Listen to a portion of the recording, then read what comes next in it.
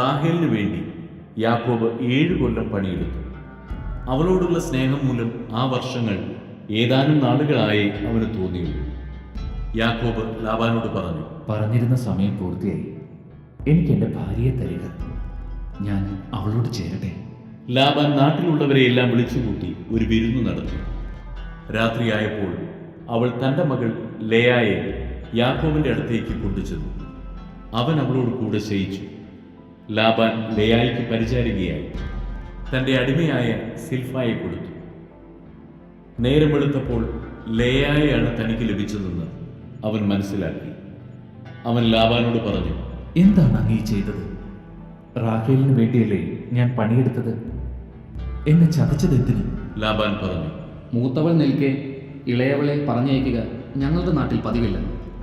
ഇവളുടെ വിവാഹവാരം പൂർത്തിയാകട്ടെ, അതിനുശേഷം ഇളയവളെയും നിനക്ക് തരാം. 7 വർഷത്തേക്ക് കൂടി നീ എനിക്ക് വേണ്ടി വേല ചെയ്യണം. യാക്കോബ് സമ്മതിച്ചു.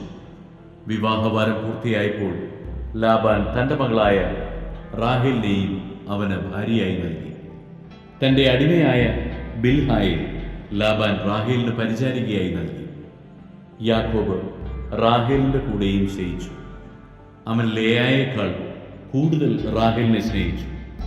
7 വർഷം കൂടി അവൻ ലാബാന്റെ കീഴിൽ വേല ചെയ്തു. ലേയ അവഗണിക്കപ്പെടുന്നതായി കർത്താവ് കണ്ടു. അവിടുന്ന് അവൾക്ക് ഗർഭധാരണ ശക്തി നൽകി. റാഹേലാകട്ടെ വന്ധിയായിരുന്നു. ലേയ ഗർഭം ധരിച്ച് ഒരു പുത്രനെ പ്രസവിച്ചു. അവൾ അവന് റൂബൻ എന്ന് പേരിട്ടു. കാരണം കർത്താവ് എൻ്റെ കഷ്ടപ്പാട് കണ്ടിരിക്കുന്നു, ഇനി എൻ്റെ ഭർത്താവ് എന്നെ സ്നേഹിക്കുമെന്ന് അവൾ പറഞ്ഞു. അവൾ വീണ്ടും ഗർഭം ധരിച്ച് ഒരു പുത്രനെ പ്രസവിച്ചു.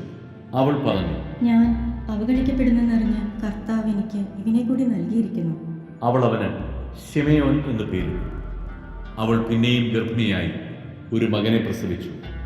അവൾ പറഞ്ഞു, ഇനി എൻ്റെ ഭർത്താവ് എന്നോട് കൂടുതൽ അടുക്കും, കാരണം ഞാൻ അവന് 3 പുത്രന്മാരെ നൽകിയിരിക്കുന്നു. അതുകൊണ്ട് അവൾ അവനെ ലേവി എന്ന് വിളിച്ചു. അവൾ വീണ്ടും ഗർഭം ധരിക്കുകയും ഒരു പുത്രനെ പ്രസവിക്കുകയും ചെയ്തു. അവൾ പറഞ്ഞു, ഞാൻ കർത്താവിനെ സ്തുതിക്കും. അതുകൊണ്ട് അവൾ അവന് യൂദ എന്ന് പേരിട്ടു. പിന്നീട് കുറെ കാലത്തേക്ക് അവൾ പ്രസവിച്ചില്ല.